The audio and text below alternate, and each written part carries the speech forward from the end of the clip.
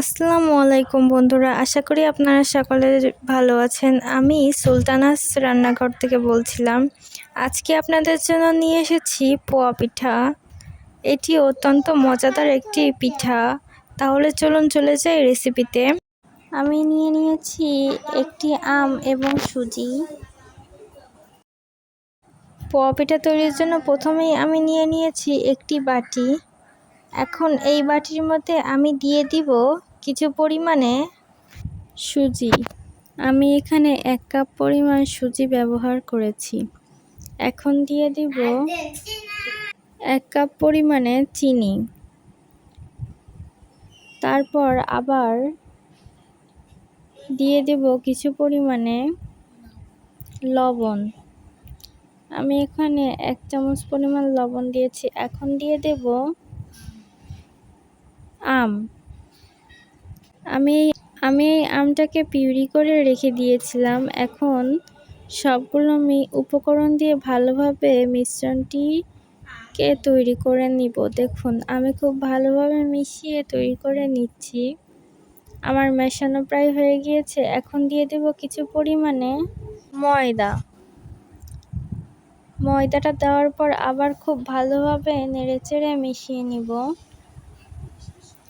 মিশ্রণটাকে ভালোভাবে নেড়েচেড়ে মিশিয়ে নেওয়ার সময় একটু পানি অ্যাড করে দিবেন। এখন আমি চুলায় একটি কড়াই নিয়ে নিয়েছি। কড়াইটিকে কিছুক্ষণ ধরে গরম করে নিব। এখন কড়াইয়ের মধ্যে কিছু পরিমাণ তেল দিয়ে এটিকে গরম করে নিতে হবে।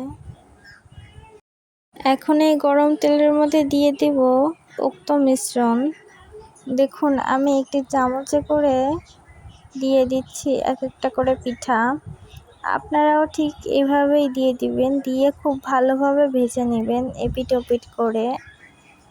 দেখুন, আমি খুব ভালোভাবে ভেজে নিয়েছি এপিট ওপিট করে।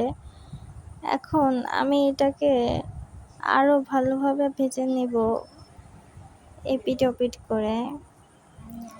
আপনারাও তেলে একটা একটা করে পিঠা এইভাবে দিয়ে দিয়ে ভেজে নেবেন। দেখবেন অনেক সুন্দর হয়েছে আপনাদের পিঠা। এখন আমি এটাকে উঠিয়ে নিব। এই পিঠাটাকেও খুব ভালোভাবে নেড়েচেড়ে এপিট ওপিট করে ভালোভাবে ভেজে নিতে হবে। আপনারাও ঠিক আমার মতো করে খুব ভালোভাবে ভেজে নেবেন। দেখবেন আপনাদের পিঠাটাও একদম পারফেক্ট হবে। এইভাবে করতে করতে সবগুলো পিঠা এক এক করে তৈরি করে নেবেন। দেখবেন অনেক মজাদার হয়েছে আপনাদের পিঠা। দেখুন, আমার পিঠা প্রায় হয়ে গিয়েছে। এখন আমি আরও কয়েকটা বানিয়ে দেখুন, আমি পিঠাগুলো উঠিয়ে নিয়েছি। আমার সকল পিঠাগুলো তৈরি হয়ে গিয়েছে।